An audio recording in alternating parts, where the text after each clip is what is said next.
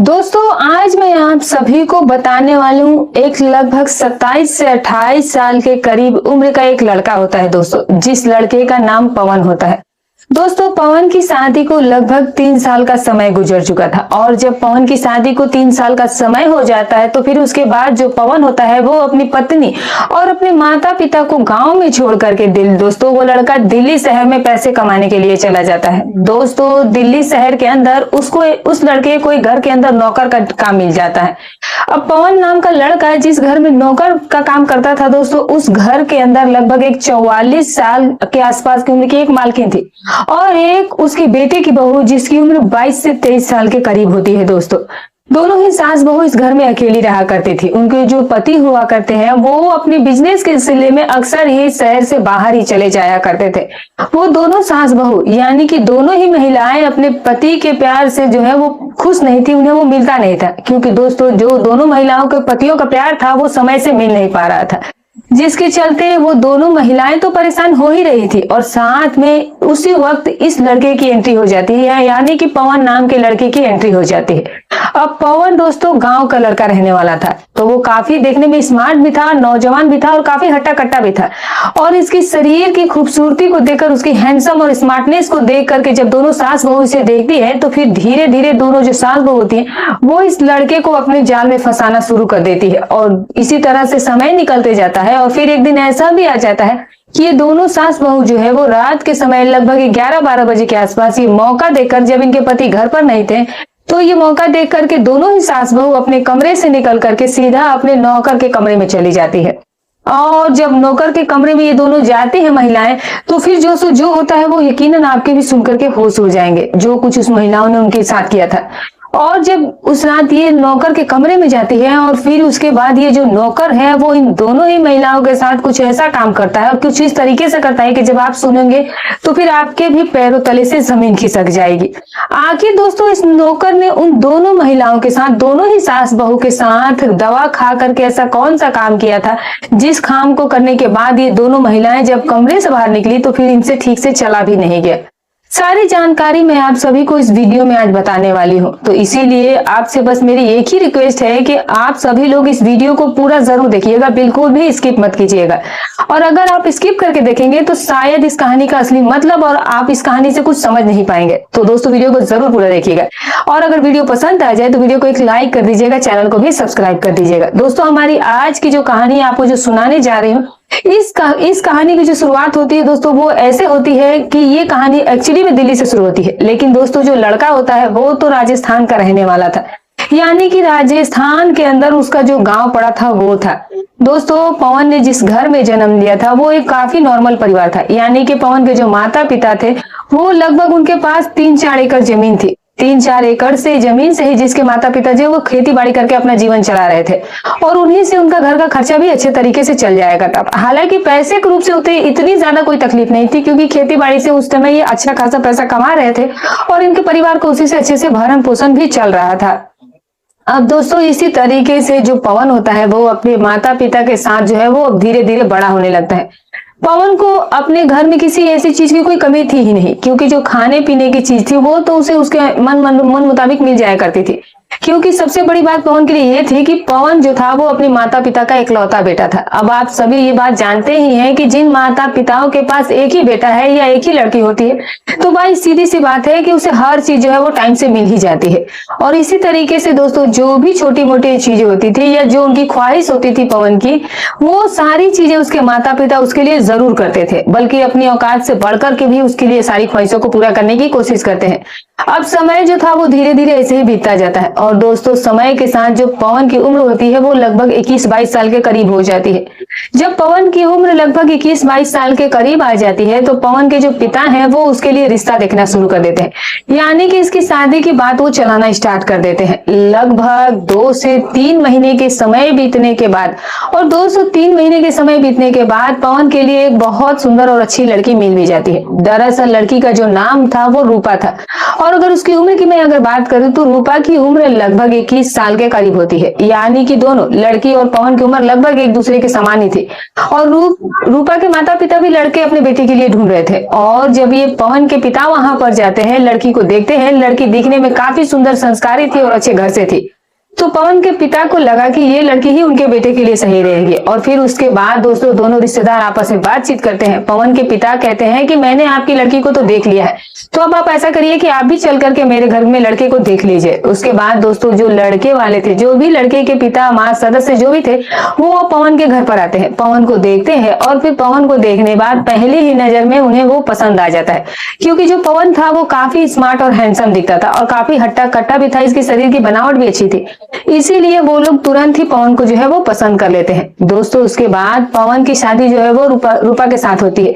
और अब सगाई के बाद उसकी खुशी जो थी वो दुगनी हो गई थी। अब कुछ दिनों के बाद शादी की भी डेट फिक्स हो जाती है। जैसे ही शादी की डेट नजदीक आती है तो पवन जो कि अपने साथ कुछ बारातियों को लेकर के जाता है और फिर अपनी पत्नी रूपा के साथ 7 फेरों को साथ दुल्हन बना करके अपने घर को लौटता है। जब दोस्तों पवन जो है वो अपनी पत्नी रूपा को जब अपने घर पर दुल्हन बना करके लाता है तो पवन जो था वो काफी ज्यादा खुश था। खुशी का माहौल था ही, शादी वैसे भी उसकी नई नई शादी हुई थी, तो सीधी सी बात है उसे बहुत ज्यादा खुशी महसूस हो रही थी।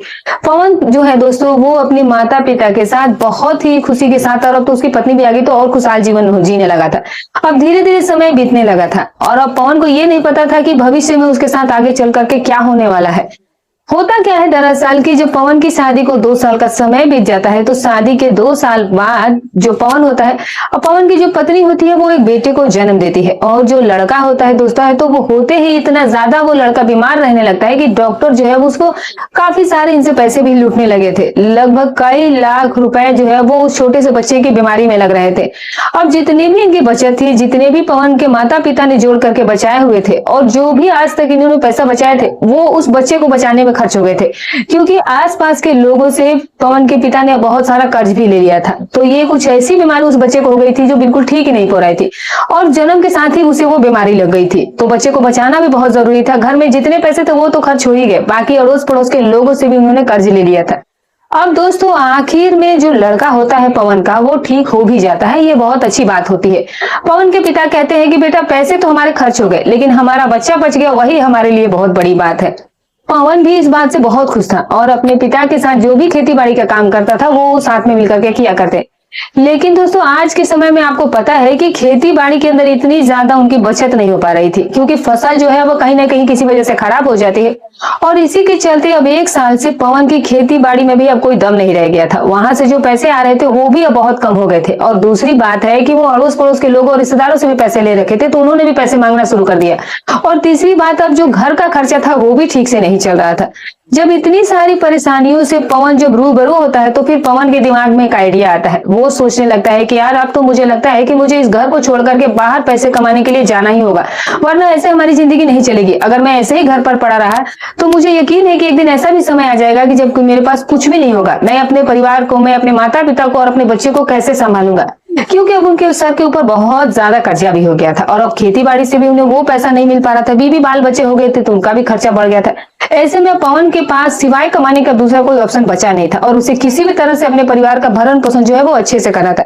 ऐसे में वो किसी भी हाल में जो है वो अपने परिवार को तकलीफ में, दुख में नहीं देखना चाहता था। ऐसे में उसने सोचा कि क्यों ना वो बाहर प्रदेश, दूसरे शहर में जाकर के वो कुछ नौकरी कर ले और वहां से वो अच्छी कमाई करके अपने परिवार को भेजे, जिससे कि उसका बच्चा, उसकी पत्नी और उसके माता पिता जो है वो सभी खुश रहेंगे और इससे उसका भी मन खुश रहेगा।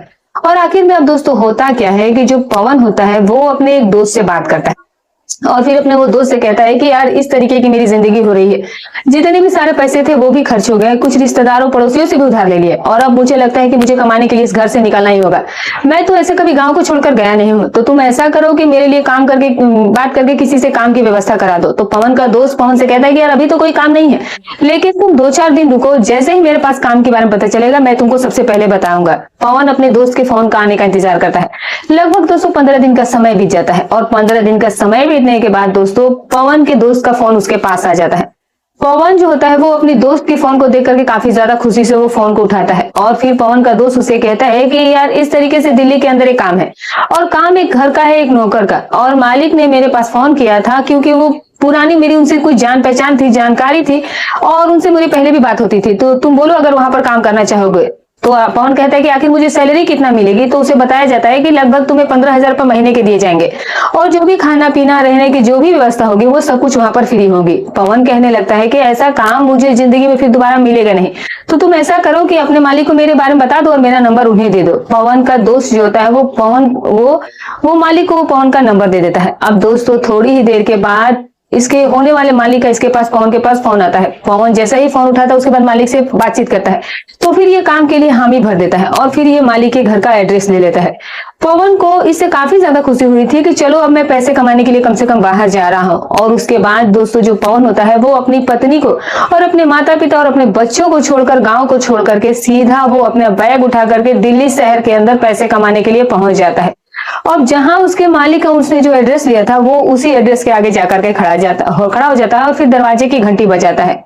अब जब ये नौकर यानी कि जो लड़का है पवन जब दरवाजे की बेल बजाता है तो उसी वक्त घर की जो मालकिन होती है जिसका नाम पूजा होता है और वो आकर के दरवाजा खोलती है। जब वो महिला इस लड़के को देखती है, जब उस महिला को, क्योंकि उस लड़के के बारे में बिल्कुल नहीं पता था कि उसे किसने बुलाया है, तो वो पवन से पूछने लगती है। तभी दोस्तों पवन जो होता है वो अपने बारे में बताता है कि इस तरीके से मालिक से मेरी बात हुई है और उन्होंने मुझे अपने यहाँ पर काम पर बुलाया है। और फिर उसके बाद जो पूजा होती है घर की मालकिन वो समझ जाती है कि शायद हाँ घर में नौकर की जरूरत तो थी, तो शायद नौकर के लिए ही इसे बुलाया होगा। और उसके बाद ये जो लड़का पवन होता है वो घर के अंदर चला जाता है और अंदर जाकर के इसकी मुलाकात मालिक से होती है जिसने इससे फोन पर बात की थी। ये अपने मालिक से मिलता है और फिर इसके बाद जो मालिक होता है वो इसे कहने लगता है कि तुम्हें इस घर में रहना है, तुम्हें कोई दिक्कत नहीं होगी, जो भी छोटा मोटा काम है वो जो तुम्हारी मालकिन बताएंगे वो तुम्हें अच्छे से समझा देंगे। पवन कहता है कि ठीक है मालिक, कोई भी दिक्कत नहीं। और फिर उसके बाद पवन के लिए एक कमरा दिखाया जाता है। पवन जो होता है वो इसे कमरा दिया जाता है और उसी कमरे में पवन जो है वो अपने जो भी सामान लेकर के आया था वो उस कमरे में जाकर के वो सारा सामान सेट कर देता है। और फिर उसके बाद जो घर की मालकिन होती है जिसका नाम पूजा होता है वो इसे अच्छे से कामकाज भी समझा देती है कि तुम्हें कौन से काम करने हैं और कैसे करने हैं। सारे काम के जो डिटेल थे वो जो लड़का था पवन वो उसे ले लेता है। अब मैं आपको यहाँ बता दूं कि उस घर के अंदर जो है वो एक मालकिन जिसकी उम्र मैंने आपको शुरू में बताई लगभग 44 साल के आसपास रही होगी, इस महिला की इतनी उम्र थी। और फिर एक उसके बेटे की पत्नी थी जिसकी उम्र 21 साल 22 साल के करीब थी और अभी उसकी शादी को लगभग 1 साल का समय हुआ था। दोनों ही सास बहू जो थी वो ज्यादातर अपने समय पर घर पर अकेली ही रहा करती थी, क्योंकि जो घर के मालिक थे और जो मालिक का बेटा था वो अक्सर ही अपने बिजनेस के सिलसिले में इतने ज्यादा बिजी रहते थे कि वो अपनी पत्नी तक को टाइम नहीं दे पाते थे।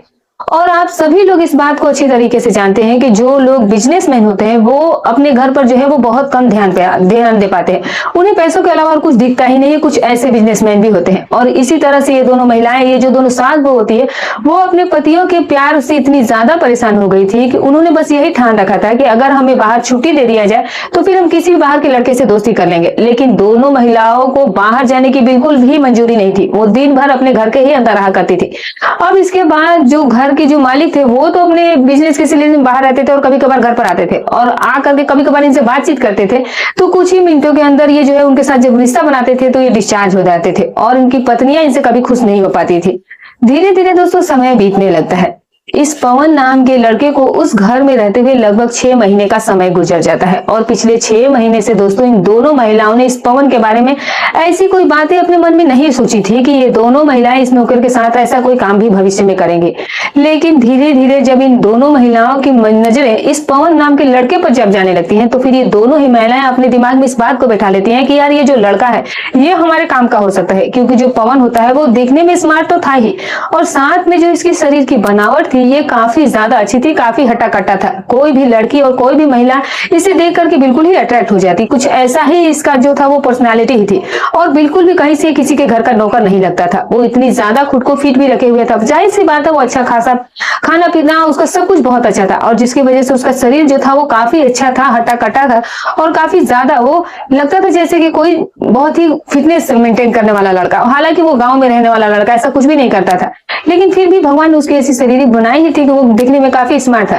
अब दोस्तों दोनों ही महिला इस लड़के को लेकर के गलत सोचने लगती हैं कि यार हो सकता है जो हमारी पतियों में कमी हो ये लड़का वो दूर कर सकता है और इससे किसी को कुछ पता भी नहीं चलेगा, क्योंकि ये जो लड़का है वो तो हमारे ही घर पर रहता है 24 घंटे।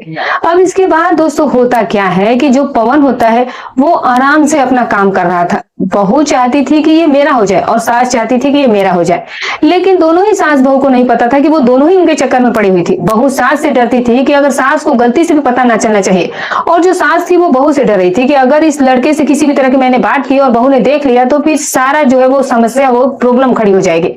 तो दोनों ही महिलाएं जो थी वो काफी एक दूसरे से डर रही थी। तो ये काफी दिनों से इसी डर के साथ जी रही थी। लेकिन दोस्तों एक दिन क्या होता है कि रात के लगभग 11-12 बजे के आसपास का समय हो रहा था, और उस दिन जो इस मालकिन का बेटा होता है वो उस रात घर पर नहीं आया था। मालिक तो, जो मालिक था वो घर पर था, लेकिन इसका जो बेटा था वो बिजनेस के सिलसिले में बाहर गया था। और दोस्तों जो इसकी बहू होती है वो अपने कमरे में अकेली सो रही थी।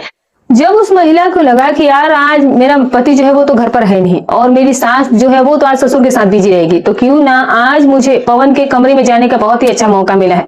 तो फिर वो महिला जो है वो रात के लगभग 11:30 बजे के आसपास का समय होता है, और उसी रात उसी समय दोस्तों जो वो महिला है वो अपने कमरे से निकलती है और फिर सीधा वो अपने नौकर के कमरे में चली जाती है। वहां जाकर के वो दरवाजा खटखटाने लगती है। जैसे ही दरवाजा खटखटाती है तो जो लड़का है पवन, वो तुरंत दरवाजा खोलता है, और जब सामने अपनी छोटी मालकिन को वो देखता है तो वो थोड़ा आश्चर्यचकित हो जाता है। सोचने लगता है कि यार इतनी रात के समय, लगभग 11:30 बजे के समय हो रहा है, इस वक्त तो सोने का टाइम हो रहा है, तो फिर ये मालकिन यहाँ पर क्या कर रही है। पवन कहने लगता है कि जी छोटी मालकिन बताइए क्या काम है।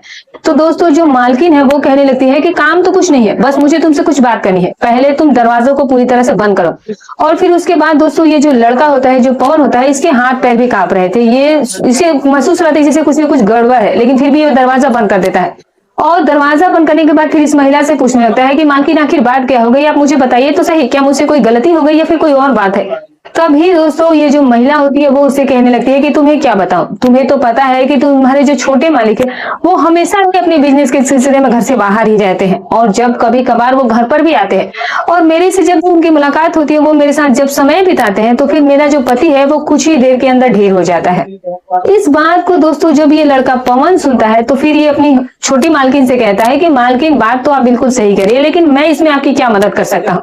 तभी जो छोटी मालकिन होती है वो कहने लगती है कि अब तो जो करना है वो तुम्हें ही करना है, क्योंकि जब तुम इस घर में आए थे तो पहली ही नजर में मैं तुम्हें पसंद करने लगी थी, लेकिन मेरी सास की वजह से और मेरे पति की डर की वजह से मैंने तुमसे कभी ये बात नहीं कही, और मैं ये चाहती हूँ कि जो मेरे पति में कमी है वो तुम दूर करो, और तुम इस बात की टेंशन बिल्कुल मत लेना। मैं इसके बदले में तुम्हें कुछ और भी पैसे दे दूंगी, जिससे कि तुम्हारा भी काम हो जाएगा और मेरा भी काम हो जाया करेगा। दोस्तों पहले जो पवन था वो अपनी मालकिन से इस बात के लिए मना करता है, लेकिन जब बात पैसे की आती है तो फिर इसने सोचा कि यार आज घर पर मालिक भी नहीं है, और ये मालकिन जो है वो मुझे पैसे भी देगी और साथ ही साथ वो मुझे समय भी बिताने के लिए करे, तो ये तो मेरा ही अच्छा है, मेरा ही इसमें भला है, तो फिर क्यों ना छोटी मालकिन की बात को मान लिया जाए। और वो जो लड़का है फिर वो उस छोटी मालकिन की बात को मान लेता है, और फिर इस महिला के साथ वो सब कार्यक्रम शुरू कर देता है जो केवल एक पति और पत्नी के बीच में होता है। दोस्तों उस दिन तो ये महिला इतनी ज्यादा खुश नहीं होती है, क्योंकि 2 बार इन दोनों के बीच में ये काम हुआ था, और ये कहीं ना कहीं डर भी रही थी कि कहीं ना कहीं कुछ गड़बड़ ना हो जाए, कहीं सास ने नहीं देख लिया, कहीं ससुर ने नहीं देख लिया। तो दोस्तों इस डर की वजह से ये जल्दी ही वापस से अपने नौकर को छेड़ करके अपने कमरे में जाकर के सो जाती है। इधर जो इसकी सास थी वो अलग परेशान हो रही थी, क्योंकि आज जो उसका पति था वो कुछ ही देर के अंदर जो है वो अपना काम खत्म कर दिया था। तो उसने सोचा कि आज मेरे पति के साथ अगर मैं नहीं होती तो वो भी बढ़िया था, और बहू भी अपने परेशान थी अपने पति से। अब दोनों ही सास बहू परेशान थी। अब दूसरे दिन का समय हो जाता है, और दूसरे दिन एक ऐसा मौका मिल जाता है दोनों ही महिलाओं को, क्योंकि दोनों ही महिलाओं के जो पति थे वो दोनों ही मालिक उस दिन घर पर नहीं आते हैं। जब दोनों मालिक घर पर नहीं आते हैं तो सास इधर कमरे में सोच रही थी कि आज तो मेरा भी पति नहीं आया है, तो आज ही सबसे अच्छा मौका है पवन के कमरे में जाने का और फिर पवन के साथ वो सब काम करने का। वो अलग सास जो थी वो अलग कमरे में बैठे ये सब योजना बना रही थी, और इधर बहू जो कि कल पिछली रात वो गई थी, लेकिन डर और घबराहट की वजह से बहुत ही जल्दी वो उसके कमरे से भाग आई थी। तो फिर वो आज वो भी सोच रही थी कि आज जो है वो घर पर तो कोई नहीं है, तो इससे अच्छा मौका तो मिलेगा नहीं। वैसे भी सास तो अपने कमरे में रहती है, तो सास को कहाँ इन सब चीजों के बारे में मालूम चलेगा, तो क्यों ना आज मैं चली जाऊं। अब छोटी मालकिन जो होती है वो अलग ही अपना प्लान बना रही थी कि आज ही मौका है, क्योंकि आज मैं जो है वो शांति से अपना सारा काम निपटा पाऊंगी। अब सारा काम खत्म हो जाता है। शाम के 8 बजे के आसपास का खाना वगैरह खा करके दोनों जो मालकिन होती है वो अपने अपने कमरे में जाकर के लेट जाती है। जो नौकर होता है जिसका नाम पवन होता है वो अपना सारा काम खत्म करके सीधा अपने कमरे में जाकर के लेट जाता है। आज इस पवन नाम के लड़के को बिल्कुल भी पता नहीं था कि आज रात उसके साथ क्या होने वाला है और क्या नहीं होने वाला है। और आज की रात दोस्तों जो जैसे ही रात के लगभग 11 बजे के आसपास का समय होता है, तो घर की जो बड़ी मालकिन होती है जिसका नाम पूजा होता है दोस्तों, वो अपने कमरे से निकलती है और कमरे से निकल करके वो सीधा चली जाती है अपने नौकर के कमरे में। जब ये लड़का अपना दरवाजा खोलता है और मालकिन जब दरवाजा खटखटाती है तो ये लड़का तुरंत जाकर के दरवाजा खोलता है। तो सामने जो इसकी बड़ी मालकिन है जिनका नाम पूजा होता है वो होती है। वो अपनी बड़ी मालकिन को देखकर सोच में पड़ जाता है कि यार क्या पता छोटी मालकिन के साथ शायद जो काम किया था कहीं नहीं कहीं कुछ पता तो नहीं चल गया, बहुत बड़ी गड़बड़ हो जाएगी। पवन फिर अपनी मालकिन से डरते हुए पूछता है कि बताइए मालकिन क्या बात है, आप इतनी रात को यहाँ पर क्यों आई हैं? तभी दोस्तों जो घर की मालकिन पूजा होती है वो कहती है कि पहले तो तुम मुझे अंदर आने दो फिर मैं तुम्हें बताऊंगी। और उसके बाद वो अंदर जाने के बाद ये जो महिला होती है वो दरवाजे को बंद कर देती है। वो कुंडी तो नहीं लगाती है, बस वो दरवाजे को ऐसे ही लगा देती है, क्योंकि पूजा मालकिन जो थी उसे ये नहीं पता था कि आज उसकी बहू भी इस कमरे में आने वाली है। उसको क्या पता था कि उसकी बहू जो है उससे पहले इस नौकर के पास आ गई थी, इसके बारे में उसे कुछ भी नहीं पता था। तो ये दरवाजे का कुंडी लगाना कहीं ना कहीं भूल जाती है। और फिर उसके बाद अंदर जाने के बाद ये लड़का अपनी मालकिन से कहने लगता है कि आखिर मालकिन बात क्या है, आप मुझे बताइए, आप इतनी रात को मेरे कमरे में क्यों आई हैं? तभी दोस्तों जो घर की मालकिन होती है वो इस नौकर से कहती है कि तुम्हें क्या बताऊं, तुम्हें तो पता ही है कि तुम्हारे जो मालिक है वो कभी कभार ही घर पर आते हैं और कभी कभार जब भी हम दोनों एक साथ रहते हैं, एक साथ समय बिताते हैं, तो कुछ ही मिनटों के अंदर जो है उनका काम खत्म हो जाता है और फिर उसके बाद मुझे बहुत ज्यादा परेशानी होती है। और मैं चाहती हूँ कि क्यों ना हम दोनों के बीच में वो सब काम हो जो मेरे और मेरे पति के बीच में होता है, जो कि मेरे पति की कमी है वो तुम पूरी कर दो। तभी ये जो लड़का पवन होता है ये कहने लगता है अपनी मालकिन से कि मालकिन आप बात तो बिल्कुल सही कह रही है, लेकिन मैं आपके साथ ये कैसे करूं, अब क्योंकि मैं एक नौकर हूं और तुम इस घर की मालकिन हो, और अगर किसी को पता चल गया तो फिर मेरे लिए बहुत बड़ी मुसीबत हो जाएगी। अगर मालिक को पता चल गया तो वो तो मुझे छोड़ेंगे नहीं। तभी ये घर की जो मालकिन है वो नौकर से कहती है कि देखो आज घर पर कोई नहीं है, आज घर पर ना तो तुम्हारे बड़े मालिक है और ना ही छोटे मालिक है, तो किसी को क्या पता चलेगा। और बहू जो है वो अपने कमरे में सोई है और मैं तुम्हारे पास हिम्मत करके आई हूँ ताकि हमें कोई रोक टोक ना हो। और बहू जो है वो तो काफी गहरी नींद में सो गई होगी तो उसे तो कुछ पता ही नहीं चलेगा। उसको क्या पता था सास को कि आज बहू भी रात को उसी के कमरे में आने वाली है। और फिर उसके बाद ये लड़के को भी नौकर को भी लगा कि शायद छोटी मालकिन तो वैसे भी अब तक सो गई है और शायद आज वो यहाँ पर नहीं आएंगे, तो क्यों ना आज बड़ी मालकिन के ही साथ काम कर लिया जाए, क्योंकि उसने भी पैसे की बात कही थी। और फिर उसके बाद वो जो लड़का होता है वो बड़ी मालकिन पूजा के साथ वो सब काम करना शुरू कर देता है। लगभग इन्हें अभी 10 से 15 मिनट का ही समय हुआ था और उतनी ही देर गुजर जाने के बाद ये तो मालकिन के साथ सारा काम कर ही रहा था और तभी वहां पर एंट्री हो जाती है घर की छोटी मालकिन यानी कि बहू की। दरवाजा खुला हुआ था, दरवाजे की कुंडी नहीं लगी हुई थी। जैसे ही मालकिन छोटी दरवाजा खोलती है और दरवाजा खोलने के बाद जो उसके सामने दृश्य दिखाई देता है तो फिर वो दृश्य देख करके उसके पैरों तले से जमीन खिसक जाती है, क्योंकि जब उसने अंदर का नजारा देखा तो वो बिल्कुल सन्न रह गई थी, क्योंकि उससे पहले जो वो सास थी वो सब गलत काम कर रही थी और कुछ अजीब तरीके से कर रही थी। अब जब इसकी पवन नाम के लड़के को और सास को जब पता चला कि बहू ने उसे देख लिया है तो फिर उसके पसीने छूटने लगते हैं और फिर वो सोच में पड़ जाती है कि अभी सिचुएशन को वो कैसे संभाले। लेकिन उसके बाद जो नौकर होता है वो तुरंत खड़ा हो जाता है और खड़ा होने के बाद वो अपने आप को भी संभालता है और अपने आप को संभालने के बाद जो उसकी पूजा सास होती है वो भी उठ करके अपने आप को संभालती है। लेकिन उसके बाद जो बहू होती है फिर वो थोड़ी देर बाद मुस्कुरा देती है और मुस्कुरा करके अंदर से दरवाजा बंद कर देती है और कहने लगती है कि माँ जी आप यहाँ पर क्या कर रही हैं, मम्मी जी आप यहाँ पर इस वक्त क्या कर रही हैं। तभी दोस्तों वो जो बहू होती है जब उसे सवाल कहती है तो सास जो है बहू फिर कहती है क्या इससे मुझे कोई दिक्कत नहीं है, आप जिस काम के लिए यहाँ पर आई हैं मैं भी तो उसी काम के लिए यहाँ पर आई हूँ, मैं तुमसे पहले एक दिन पहले ही आ चुकी थी। बहू बिना फिक्र के बेफिक्र होकर अपनी सास से सारी बात बताती है। सास अपनी बहू की बातें सुनकर के खुश हो जाती है और सोचने लगती है कि शायद मेरी बहू भी मेरे बेटे से परेशानी होगी। और फिर उसके बाद दोनों सास बहू एक साथ बैठ जाती हैं और फिर उसके बाद दोनों सास बहू सलाह करती हैं कि दोनों के ही जो पति की कमी है वो तो बहुत ज्यादा महसूस होती है, तो क्यों ना आज नौकर के ही साथ हम दोनों मिलकर के ये सब काम करें। तो सास पूजा कहती है कि आखिर दोनों महिलाओं के साथ ये एक साथ कैसे करेगा। फिर उसके बाद जो छोटी मालकिन होती है वो कहती है कि चिंता मत करिए, मैं आज पहले से ही गोली लेकर आई हूँ, क्योंकि कल भी मैंने इसे देखा था, मेरे पति की तरह इसने भी कुछ ज्यादा टाइम लिया था, लेकिन आज मैं चाहती हूँ कि ये गोली खा करके कुछ ऐसा काम करे कि ये रात जो है वो यादगार रात बन जाए। और फिर उसके बाद दोस्तों जो छोटी मालकिन होती है वो इसे 2 गोलियां निकाल करके पवन को दे देती है। ये लड़का इनकी बातों को सुन करके उसे खा लेता है, क्योंकि बात अब पैसे की आ गई थी। दोनों महिलाओं ने इस नौकर से कह दिया था कि तुम पैसे रुपए की बिल्कुल चिंता मत करना, तुम्हें बहुत सारे पैसे देंगे, तुम्हारे पूरे बहुत तुम्हारी जिंदगी बदल जाएगी। अब तो आप सभी को पता है कि पैसे के लिए तो कोई कुछ भी कर सकता है। और उसी के चलते ये पवन नाम का लड़का भी इन दोनों महिलाओं की बातों में आकर के उन दवाओं को लेकर के महिलाओं के साथ जो है वो अपना मनोरंजन शुरू कर देता है। और दोनों महिलाओं के साथ ये जो लड़का था वो घंटों तक समय बिताता है। जिस मनोरंजन और कार्यक्रम को करने के बाद ये दोनों महिलाएं जब उस कमरे से बाहर निकलती हैं तो फिर दोनों की ही जो स्थिति थी वो कुछ अलग ही हो गई थी। दोनों के ही चाल बदल गए थे, दोनों ही कुछ अजीब तरह बिहेव कर रही थी। कहने का मतलब है कि आज वो अपनी सारी ख्वाहिशों को पूरा कर रही थी। तो दोस्तों इस तरीके से ये दोनों महिलाएं जो थी वो अपने घर के नौकर के साथ वो काम को करवाया था दोस्तों। तो ये रही कहानी, ये सारी कहानी तो आप दोस्तों समझ ही गए होंगे। दोस्तों ये रही कहानी, आप इस कहानी को सुनने के बाद क्या कहना चाहेंगे? दोस्तों हमारी कहानी सुनाने का उद्देश्य किसी की भावनाओं को ठेस पहुंचाना नहीं है, बल्कि आपको सतर्क करना, आपको जागरूक करना है कि देखो इस तरह के भी लोग दुनिया में होते हैं दोस्तों। तो दोस्तों ये कहानी आप जो भी राय रखे एक कमेंट करके जरूर बताइएगा। वीडियो अगर चैनल पर पहली बार आए हैं तो चैनल को सब्सक्राइब कर दीजिएगा, वीडियो अच्छी लगी तो एक लाइक करते जाइएगा। फिर मिलूंगे कल एक और रोचक और अच्छी कहानी के साथ, तब तक अपना और अपने परिवार का ख्याल रखें।